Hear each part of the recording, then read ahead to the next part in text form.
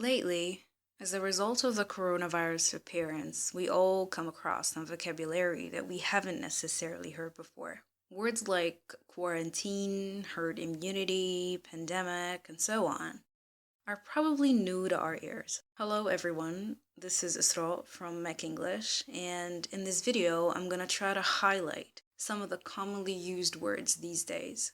The words will be introduced in a real-life context, and as we go on, I'll pause to explain the meaning of each word. I'll also include some example sentences to help you use the words to share your thoughts and concerns with other people.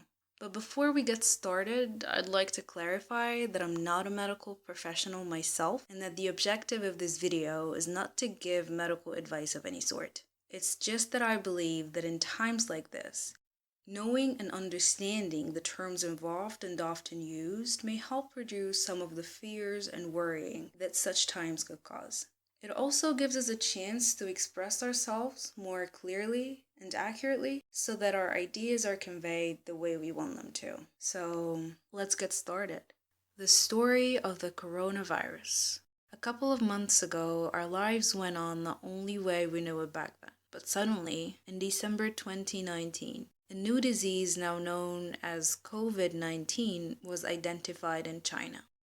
COVID-19 is the official scientific name for the novel coronavirus disease. The word novel used here means new. COVID-19 stands for the first two letters of the words corona, virus, and disease, and the number 19 is from 2019, which is the year that the virus first appeared. The coronavirus disease is a type of virus that causes a number of symptoms.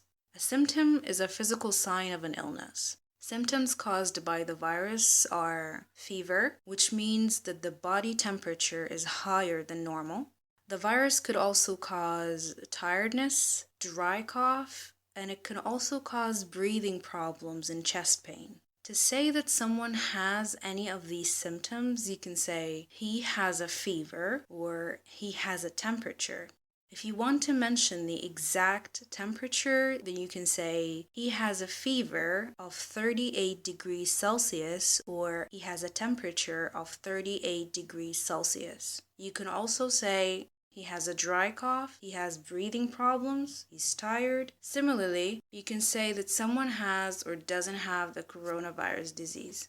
So, back to our story. The virus then spread out to a lot of countries and was officially pronounced a pandemic by the World Health Organization on March 11th, 2020. Before we talk about the word pandemic, we'll explain another pretty similar word, epidemic. The word epidemic is a noun and it describes the occurrence of an illness that is actively spreading in a community at a particular time in a particular region or country. While a pandemic, which is also a noun, is something more global, affecting the whole country or even the whole world, and it implies that the disease is being widely spread geographically, affecting a high proportion of the population across continents and many countries. The coronavirus disease outbreak affected the daily life of people all over the world to a great extent, to that great of an extent that almost the whole world is now quarantined.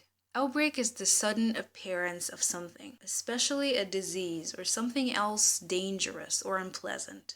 To use this word, you could say the outbreak of COVID-19 or the outbreak of war. The other word we heard and was highlighted in the previous scene is the word quarantine. The word quarantine is both a noun and a verb.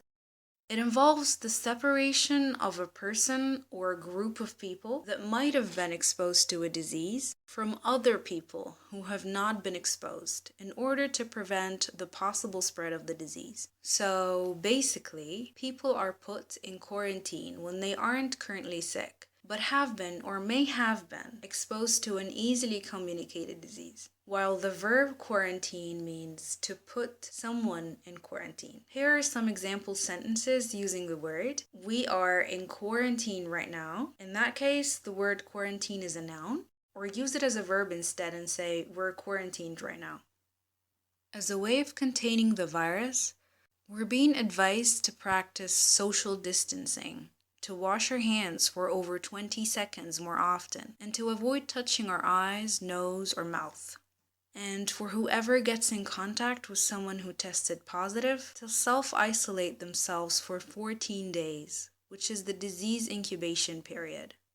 Social distancing refers to what we need to do to increase distance between large groups of people. That includes, for example, canceling large gatherings like sporting events, conferences, and classes if possible. And if this isn't possible, if we have to go out and get in contact with people, social distancing in that case is to maintain a minimum distance of about 1 to 2 meters between one another. So you could say social distancing is an effective way to stop the spread of the virus, for example. Or we should practice social distancing to stop the spread of the virus. You could use it both ways.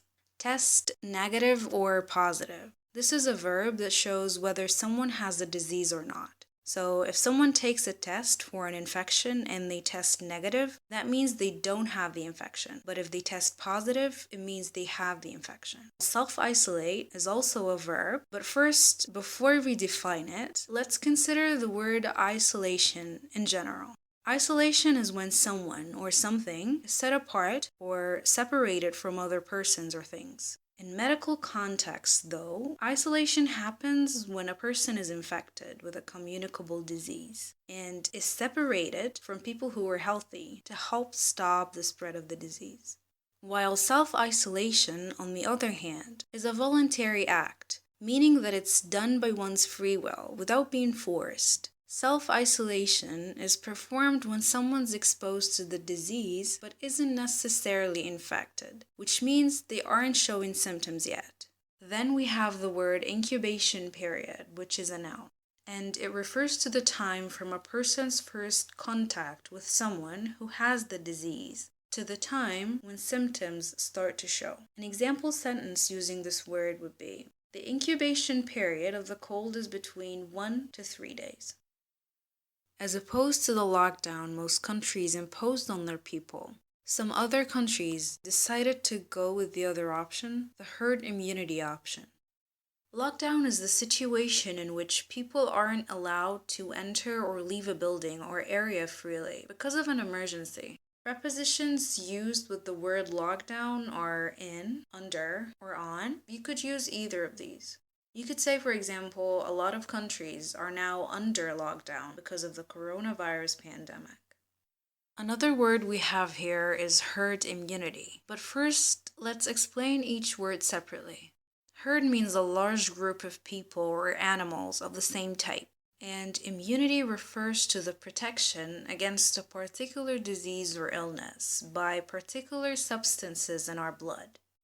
Basically, it's our body's ability to fight or protect us from a certain disease. So the two words combined form a word that refers to an indirect protection from a disease, resulting from a large percentage of the people gaining immunity through recovering from the disease. Up until this moment, there is no vaccine and no specific treatment for COVID-19, and infected patients receive supportive care to help relieve their symptoms. The words vaccine and treatment are both nouns, and they have two different meanings that we will be clarifying here. Vaccine refers to a substance that contains a virus or bacterium in a form that isn't harmful, that is given to a person or animal to prevent them from getting the disease that the virus or bacterium causes. While the treatment is the usage of drugs, exercises, and so on, based on the type of illness or injury in order to cure it. So, in other words, the vaccine protects us from getting the disease, while the treatment cures it. So, to wrap up, today we covered these words.